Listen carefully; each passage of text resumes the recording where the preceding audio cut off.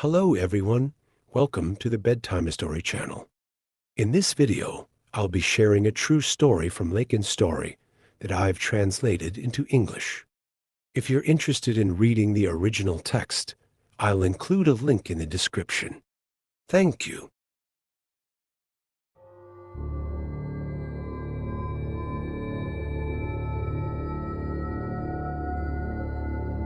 If invited to reminisce about that experience, until this moment, I still can't believe that everything actually happened. Indeed, this experience goes beyond mere disturbances, interactions, or sightings of supernatural beings as often heard in people's stories. It's more than just a tale of demons. It seems that at that time, I witnessed everything as if the world itself had been rebuilt. Upon reflecting, perhaps what people have been saying all along is true.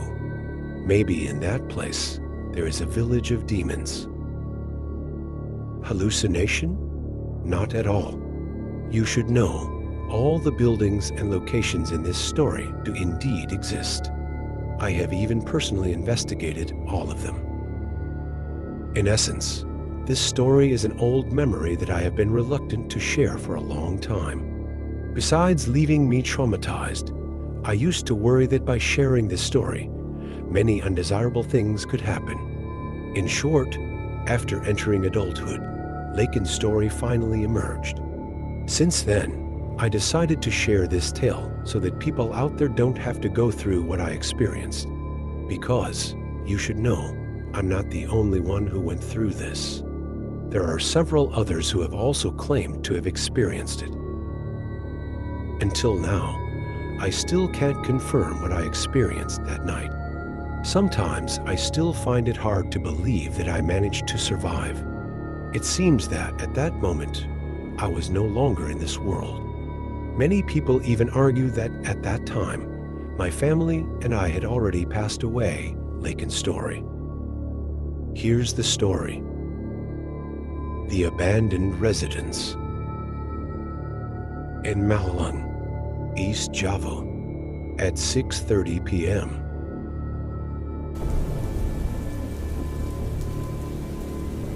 The sound of rain poured heavily over the city. Despite being aware that it was New Year's Eve, I chose to stay inside and snuggle under a blanket. Well, perfect. New Year's Eve, and it's pouring. Can't go anywhere anyway, I muttered while staring at my favorite TV show.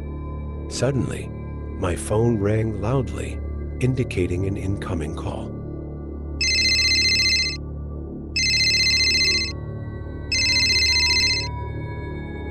I quickly answered the call, realizing it was from Mr. Puspo, a long-time customer from Banyoangi.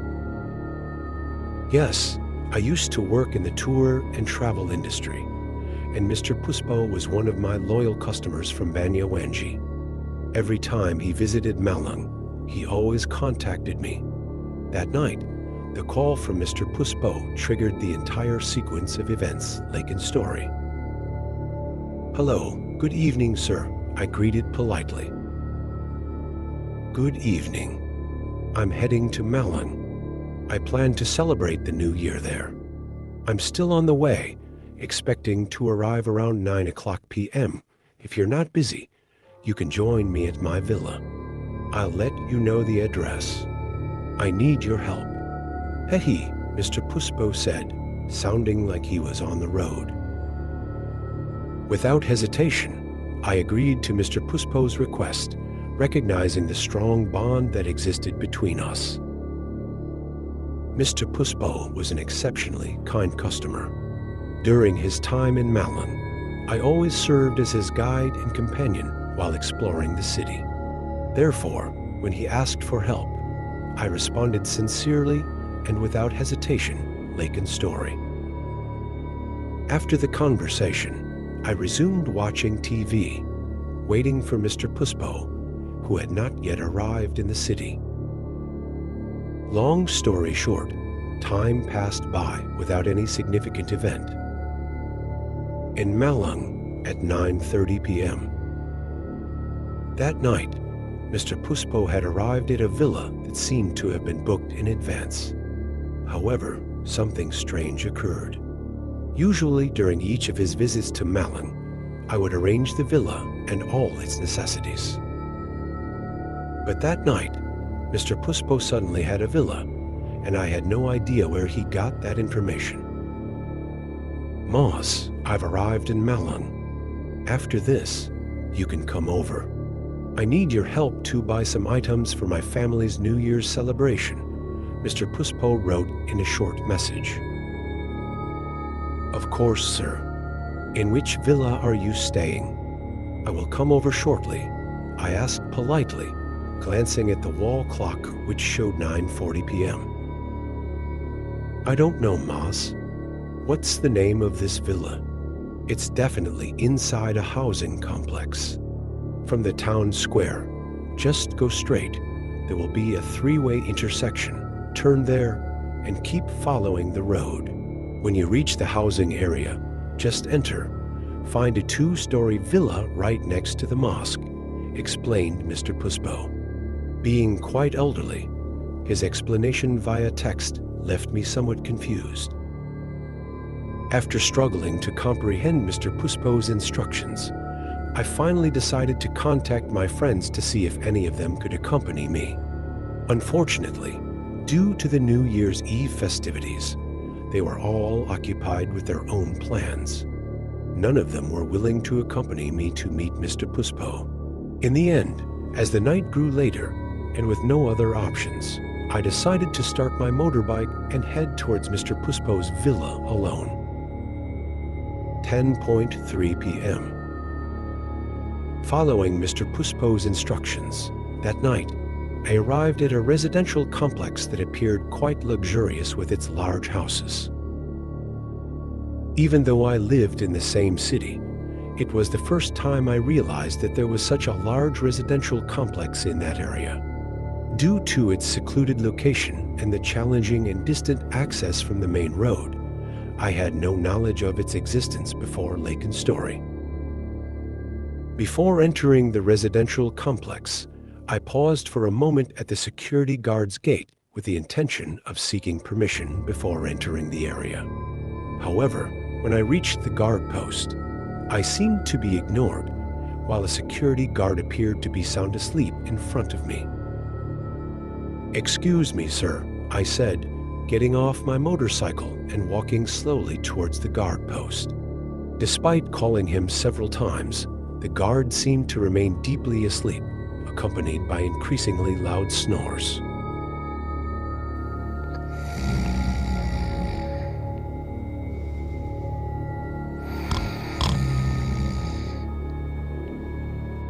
Understanding the situation, I decided to go straight into the residential complex as the gate in front of the houses was open. Just go in. The security guard is not waking up," I whispered, starting my journey. However, as I entered the residential complex, my previously calm mind slowly turned into amazement. For the first time, I saw a residential complex with a truly beautiful landscape in that area. "Wow, there's actually such a big residential complex in this area," I thought, continuing my journey that went deeper. Despite its beauty, my view was obstructed by the thick night mist. Ignoring everything, I continued my journey around the residential complex, occasionally looking to the right and left.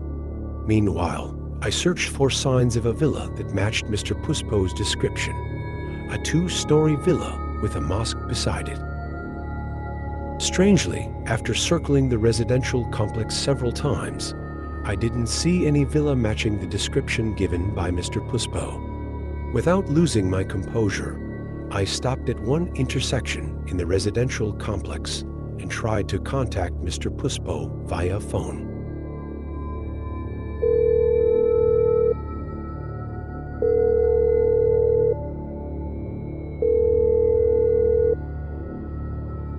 Unfortunately, every attempt to contact him was unsuccessful due to the sporadic signal on my phone that appeared and disappeared on its own. In a contemplative state at the intersection, My attention was suddenly drawn to a middle-aged woman and a man who seemed to be dancing inside one of the houses not far from where I stopped. Both were clearly visible, and I also heard the sound of classical music that seemed like Dutch music I had never heard before. Although slightly perplexed, I regarded it as part of the New Year's Eve celebration. While occasionally glancing at my phone screen with high hopes, I awaited Mr. Puspo's call. That night, I stopped at one of the intersections inside the residential complex. The atmosphere was lively with the sound of music, children running around, and cheerful laughter echoing around. Despite the liveliness, thick fog on the streets continued to limit visibility. Everything felt alive, but inside the houses, not outside Lake and Story. Finally, not long after that, I heard the tinkling sound of small bells. As I turned from a distance, I saw a chicken satay vendor pushing his cart towards me. Knowing all this, I felt a little relieved, thinking that if Mr. Puspo hadn't contacted me yet, I could inquire about the location of the mosque from the satay seller. Alhamdulillah, there's a satay seller. I'll stay here while waiting for Mr. Puspo's call and ask the satay seller when he arrives. If he comes here, I can inquire directly, I thought to myself, continuing to gaze at the satay seller from a distance. The satay seller seemed to be walking slowly towards me.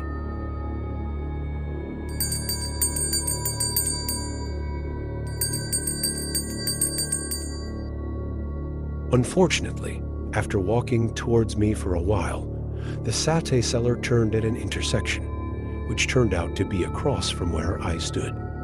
Realizing this, I quickly started my motorcycle and hurriedly chased after the satay seller. I felt that if I lost track of him, I would have difficulty asking someone else. However, when I reached the intersection where I last saw the satay seller turn, suddenly my heart raced. My body began to tremble uncontrollably. The satay seller, whom I had seen with my own eyes just a moment ago, suddenly disappeared, leaving only the faint sound of tinkling bells in the distance.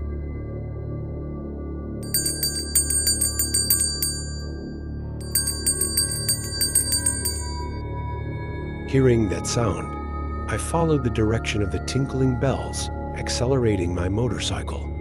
I didn't want to lose track of the satay seller. But unfortunately, after chasing and following the sound of the tinkling bells that I kept hearing, I couldn't find the presence of the satay seller. That night, I felt as if I were being toyed with by the tinkling bells, which, when I managed to get close, suddenly seemed as if they were in the distance. My mind became uneasy, and eventually, I decided to gaze at every house in the residential complex, hoping to find someone I could approach. That night, I actually heard and saw people in every house in the residential complex. I heard the voices of children, mothers, men, and many more. I continued to slowly ride my motorcycle, hoping to find a house I could approach. Although the atmosphere seemed lively, the doors of every house were closed and no vehicles were visible. Besides the roaming satay vendor, I also saw people walking in the distance.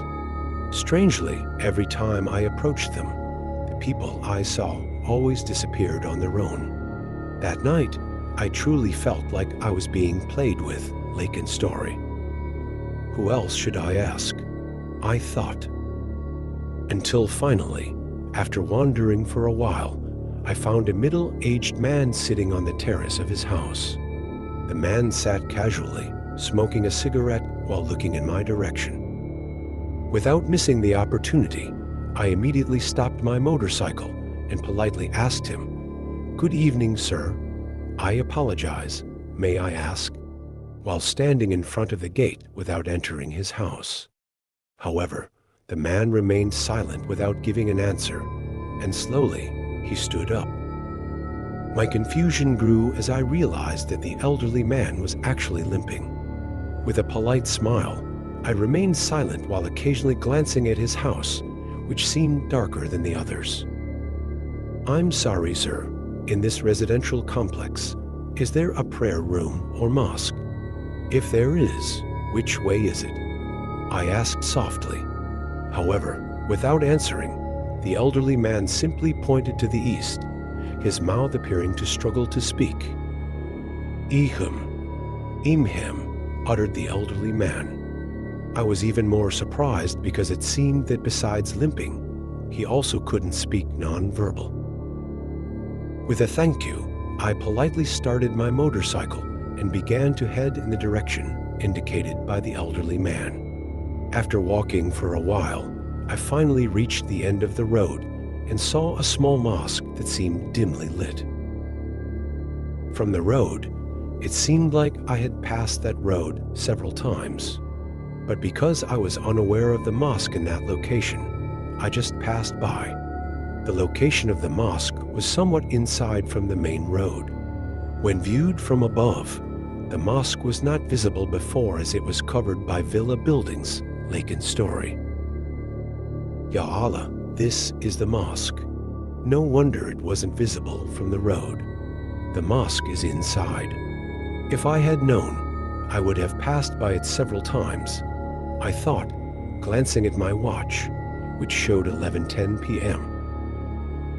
In short, after securing my motorcycle, I walked into the villa area through the side door of the building, as it was the only one that appeared to be open. That night, my gaze also briefly looked inside the mosque, where about 4 people in white attire were sitting cross-legged, with their backs facing me. Inside the mosque, I saw several people in white attire sitting cross-legged, facing away from me. They all sat bowed, with voices that sounded like people praying or engaging in dhikr. However, I couldn't hear it very clearly because the voices inside the mosque were still overpowered by the classical music coming from inside the villa, lake in story. However, I didn't pay much attention to it and continued to climb the small stairs. Finally, I reached the side door of the villa.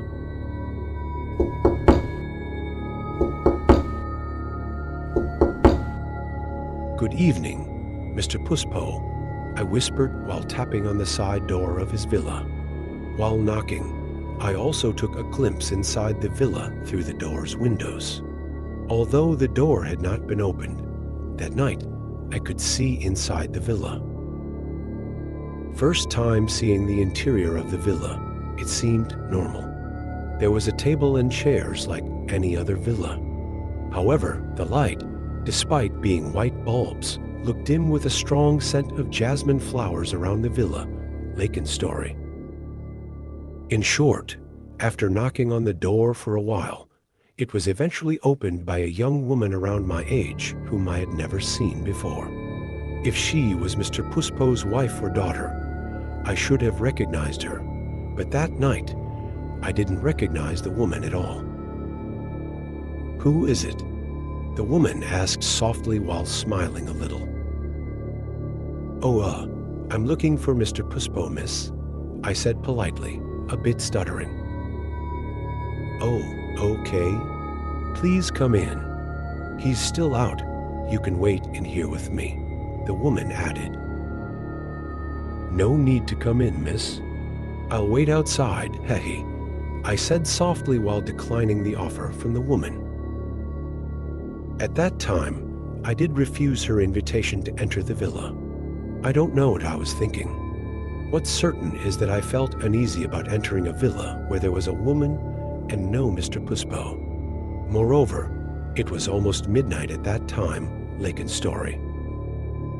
In the end, I chose to walk and sit on the steps of the mosque terrace right next to the villa. From the direction of the mosque, I could still see inside the villa, where, besides the woman earlier, there was an old grandmother sitting in a wheelchair.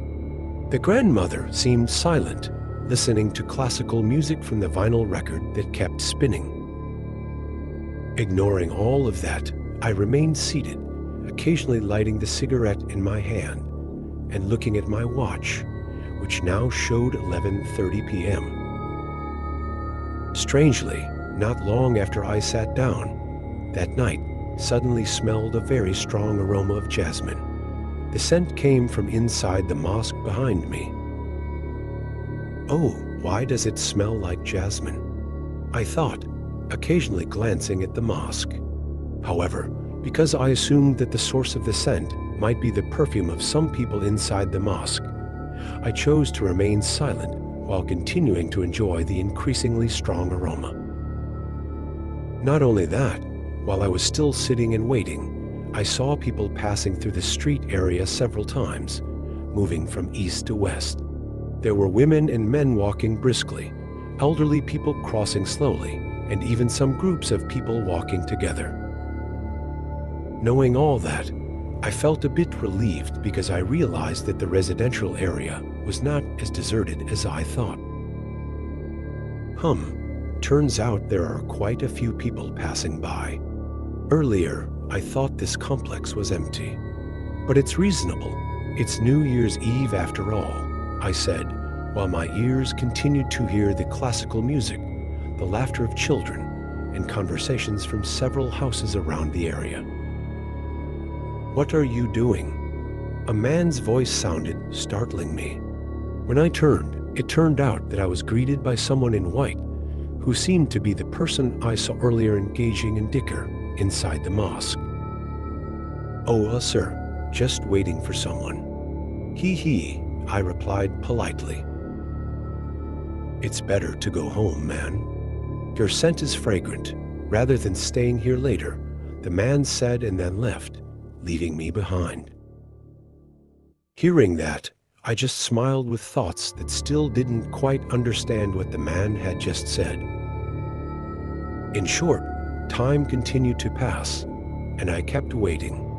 I started to feel bored because I knew that the New Year's Eve was almost here.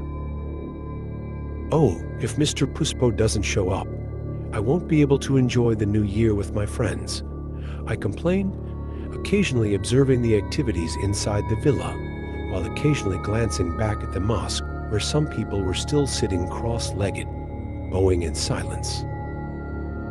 Until finally, time continued to pass by, 12:10 a.m. That night, I truly spent the New Year's Eve just sitting and waiting in front of the mosque. Strangely, when the turn of the year arrived, the sounds of trumpets, fireworks, or anything similar were completely invisible or inaudible to me. Despite the foggy conditions, I should still have been able to hear the sound of fireworks, considering the location of this housing complex was on a hill. However, at that moment, I saw or heard nothing at all, except for the thick fog covering everything. The classical music that had been playing softly earlier suddenly disappeared. Around midnight, I no longer heard the sound of music or people in the housing complex. I didn't even see any fireworks or hear the sound of fireworks, which usually echoes during the New Year's Eve. Despite the city celebrating with grand parties, fireworks everywhere, and firecrackers sounding in every corner of the city, with all its hustle and bustle, strangely from that housing complex, I heard nothing. The sound of music and laughter from the villa's residents, which had been audible before, suddenly disappeared at that moment. It could be said that after the New Year's time had passed, everything suddenly fell silent. In short, I eventually decided to bid farewell to the woman in the villa. Besides feeling sleepy, I was incredibly tired and cold. Well, I better go home now.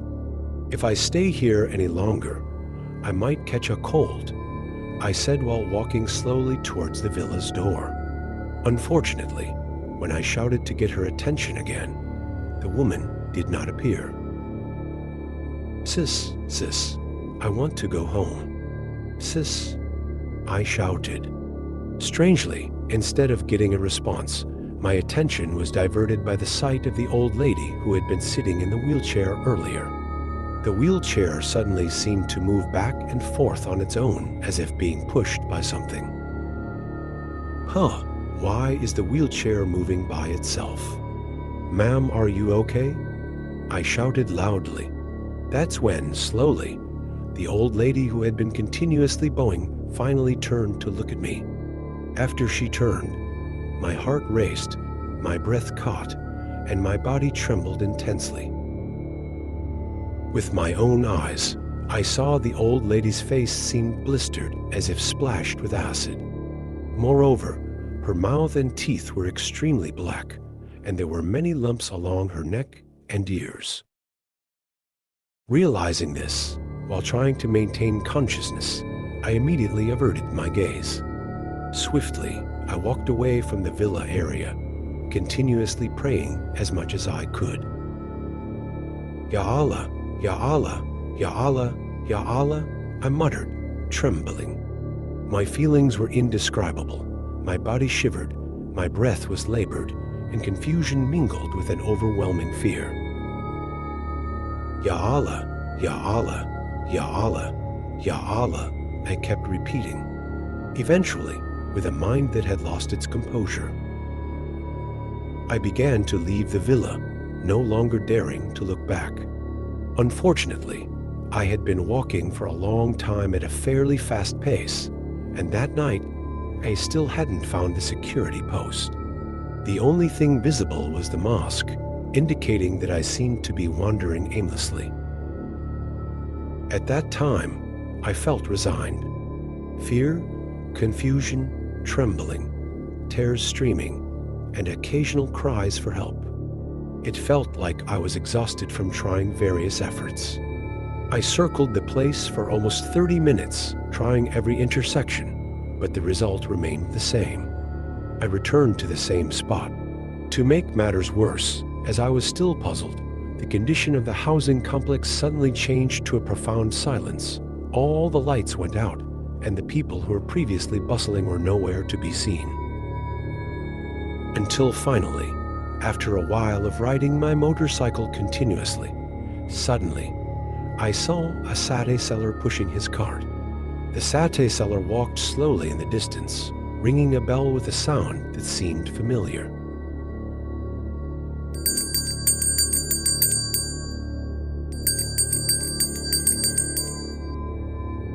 Well, that's the satay seller from earlier, I thought as I continued to ride my motorcycle. Knowing all of this, I chased after the satay seller again, hoping he could tell me the way home. Until finally, after successfully approaching the satay seller, instead of getting help, I saw a terrifying sight. My confusion turned into fear as I realized that the satay seller had a featureless face, without a mouth, nose, and eyes. Though I couldn't see clearly, I could still ascertain that the satay seller's face was truly flat. He continued pushing his cart, occasionally ringing the bell in his hand. With indescribable feelings, I finally screamed again without daring to look back. Fortunately, the divine will intervened. After successfully overtaking the satay seller's cart, I finally saw the main entrance gate of the housing complex, indicating that it was the main entrance to the housing area. Knowing that, I felt relieved even though my mind was still in chaos. Before that, I had been wandering around the housing complex, searching for an exit for almost 30 minutes without success. It seemed like I was intentionally played with at that time. However, luckily, after encountering the flat-faced satay seller, I finally found the way out. It seemed like the satay seller deliberately showed me the way. Until finally, I arrived home, carrying an experience that seemed like it would never be forgotten. However, the confusion increased when I got home, seeing many missed call notifications from Mr. Puspo on my phone. Quickly, I dialed Mr. Puspo's number again to confirm his whereabouts. Unfortunately, my call went unanswered, perhaps because Mr. Puspo had already fallen asleep. The next day, with an uneasy feeling towards Pak Puspo, I decided to revisit the villa. However, the strangeness increased upon reaching the housing complex. That morning, the housing complex, which was previously lively and well maintained, suddenly appeared neglected and in disarray. Damaged roads, a ruined guard post, and dilapidated villas made me feel uneasy and anxious. Astagfirullah, why did this housing complex turn out like this? I thought, my eyes continuously observing the surroundings. Steeling myself, I continued the journey on my motorcycle towards the villa I visited the night before. The result was perplexing. The villa and the mosque were truly abandoned, the buildings irreparably damaged. My disbelief deepened, especially after discovering that the entire vast housing complex seemed to have been abandoned without a single inhabitant. My legs felt weak, my heart pounding, and it was difficult to catch my breath.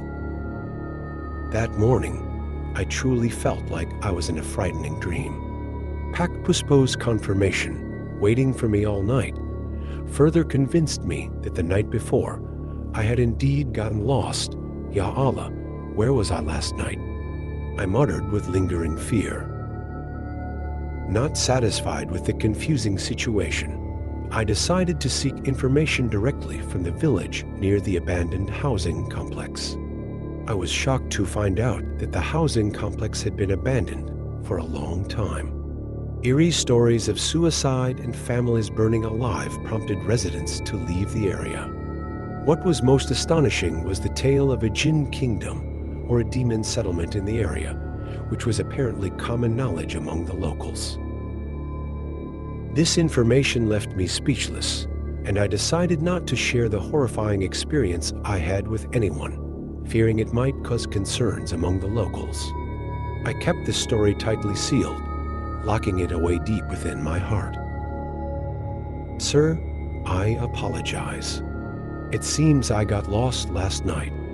I'm sorry if I caused you worry, I said to Mr. Puspo with genuine regret. You took the wrong path, Maz. I was waiting at the villa, but for some reason, I couldn't answer your calls, explained Mr. Puspo, who, as it turned out, was waiting at a villa quite far from the place I had visited the night before.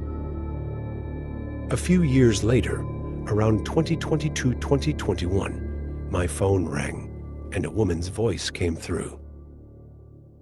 Good evening, sir. Is this Lakin Story? The woman said. Yes, that's correct. How may I assist you? I responded politely. I'd like to share my experience, sir. May I? She asked. Of course, please go ahead. What's the experience you'd like to share? I replied enthusiastically, as at that time, I was still starting and learning to write mystical stories from various people. So here it is, sir. Let me introduce myself. My name is Mrs. Shinta. I'm a native of Yogyakarta. Some time ago, during a vacation in Malang, I stayed at a certain inn. However, the next day, I was surprised to see that the inn had already been abandoned, explained Mrs. Shinta. Oh, really? I responded, surprised. Yes, sir. I even remember the location and the way.